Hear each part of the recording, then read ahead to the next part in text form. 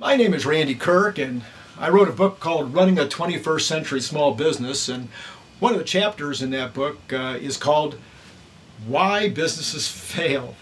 There are 10 reasons that I laid out, and I'm sure there's a lot more, but these were the 10 most important reasons that I had seen in working with businesses over the years, owning businesses as well as working with business on a consulting basis, that I had seen determine the difference between success and failure. And this is the list of 10. First of all, the number one reason that I've seen is inadequate capital.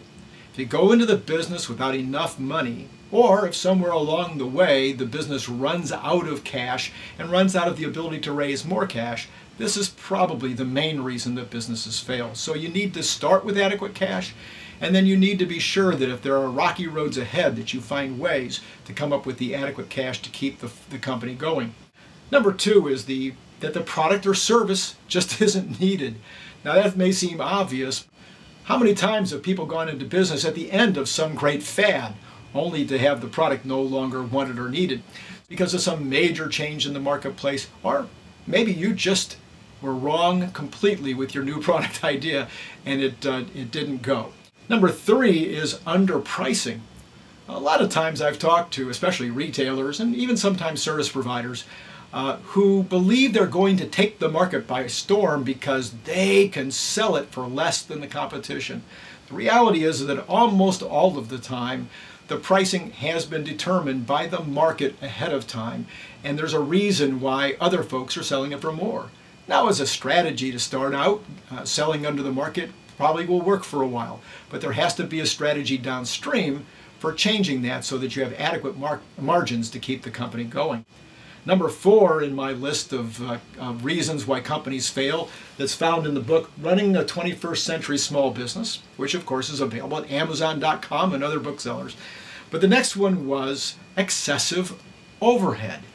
If you sell the product for a great price, but you have too high of a rent or too high of a phone bill, too high of an electric bill, maybe you're paying your employees too much or your sales commissions are too high, these kinds of overhead issues can come up and bite you when you least expect it. So you have to make sure that your overhead is correctly balanced with your margins and with your total sales. Number five on my list would be insufficient time commitment from the owner.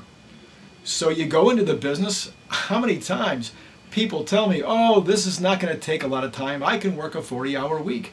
Or how many times do I see a company that's been in business 3, 4, 5, 6, 10 years where the owner's making $30,000, $40,000 a year with a big investment of his capital and great risk out there. And the reason that he's not doing so well is he or she never invested the time. They never put the time or effort to get the company to a place where there was adequate sales and adequate profits to make it worthwhile, to make it something that justified their risk. Number six is bad luck or poor timing. I'm sorry to say it, but the truth is sometimes there are days when things go wrong, and sometimes those things cannot be anticipated. If you happen to be in the way of a tornado, you can't plan for that risk. Oh sure, you can have insurance to cover it, but sometimes even the insurance isn't enough because the neighborhood is gone too.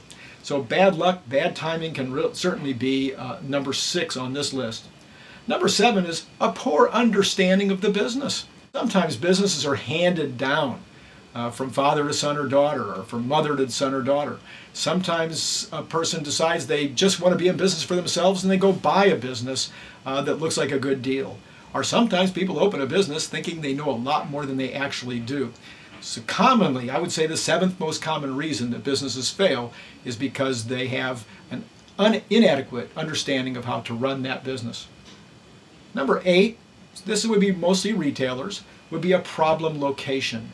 So the business has got a nice low rent because it's not in a very cool retail situation, but maybe nobody walks in at all. It might be way better to pay a lot more rent and have a lot more traffic out of that better rental spot. Number nine would be poor accounting controls. You might have a great accountant, but if you're not listening to the accountant, then you're likely to not be paying attention to things that may be going wrong. I had one fellow tell me one time that if there was money in his checkbook at the end of the month, then he knew that he was making a profit.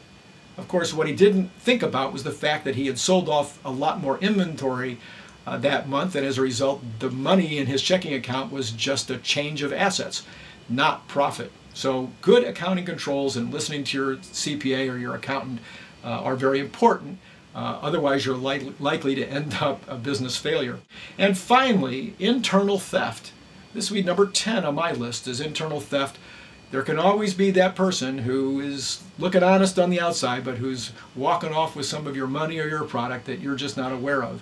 I've seen this happen over and over again with people who were trusted, who in fact were running off with the cash.